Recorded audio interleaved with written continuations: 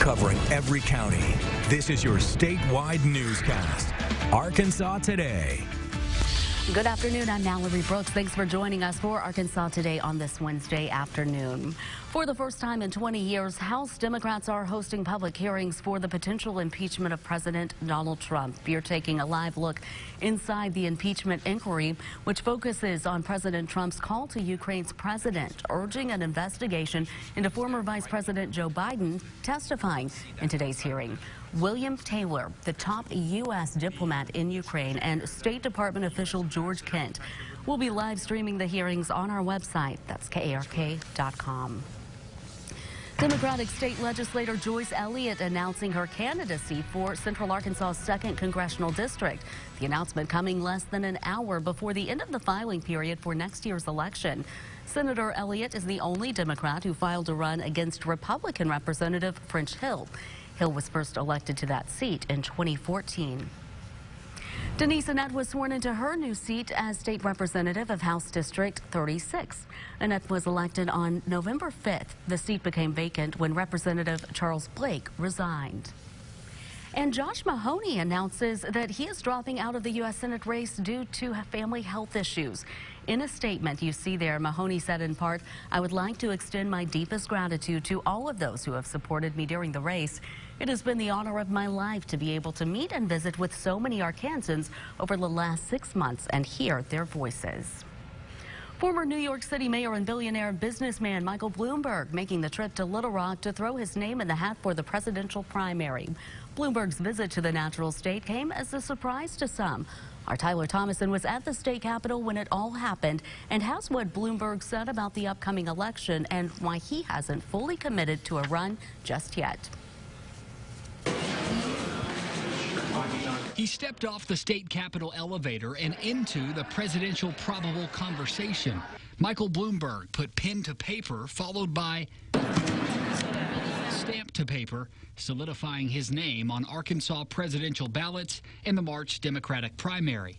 He stopped short of confirming an all-out campaign, but cited Tuesday's deadline as a reason to throw his name in the hat. We're still exploring what we're going to do. And we had to register today or you couldn't be on the ballot. Bloomberg served as mayor of America's largest city for 12 years and has made billions as a businessman. He vowed Tuesday to use his own money toward any potential campaign and describes the country as in trouble, hoping to fix it. We don't talk to each other. We don't work together. There's a lack of honesty and of civility. Hours after filing, he and Little Rock Mayor Frank Scott Jr. dined for lunch at Simms Barbecue. When asked whether he would endorse whoever earns the Democratic nomination for president, Bloomberg said this. That is a very easy thing to say yes, given who the Republican candidate is going to be. I couldn't be more clear. I do not think that Donald Trump should get elected. And Bloomberg said he showed up to file himself because he wanted to show respect to people in Arkansas. Nearly 24 people have filed as presidential candidates for next year's primary in Arkansas. 18 of them are Democrats. Sarah Huckabee Sanders and Attorney General Leslie Rutledge filed the paperwork for President Donald Trump last Friday. A man whose home caught fire yesterday morning is accused of stealing an officer's patrol car and leading police on a chase. Rogers police tell us Kobe Hurst was taken to the police department to wait for help from the Red Cross. While walking with the officer, Hurst turned around, jumped into the police car, and sped off. You're dealing with someone with a mental health crisis. It can go south really quick. And I tell you, we're really lucky that something worse didn't happen, that we didn't have people that were injured. We've lived here for about a year, and we're kind of used to him doing something crazy.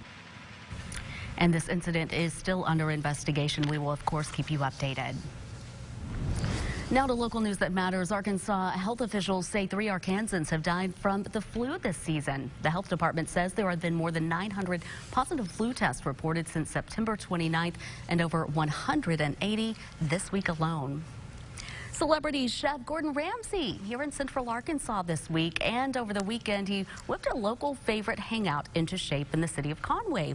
The Berenstain in Conway, pretty much on the UCA campus right there, got a major renovation over the weekend. Revamps were unveiled last night and include new decor and a fancier menu.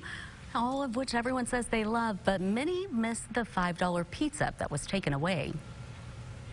Hoping one day they'll bring back the $5 pizzas. They got the $2 bushes. That's awesome. And we come here and we'll smash them all day. Gordon Ramsay got the whole job done in just 2.5 days. The TV show 24 Hours to Hell and Back will begin airing on January 7th. A Little Rock rapper is using his talent to help young men and women. Alec Griffith, known as Metallic Alec, uses his strongest tool, his voice. He's from Southwest Little Rock, and he says it wasn't easy growing up. He's using his own story and his girlfriend's story about being abused as a child, and he decided to take action to help other abusive victims. Help people. I want to help the world. I see all the bad and everything that's going wrong, and I want to do what I can to help. And if it can save lives, that's really important for me. Alec's latest song, titled Painful, has received over 1 million views.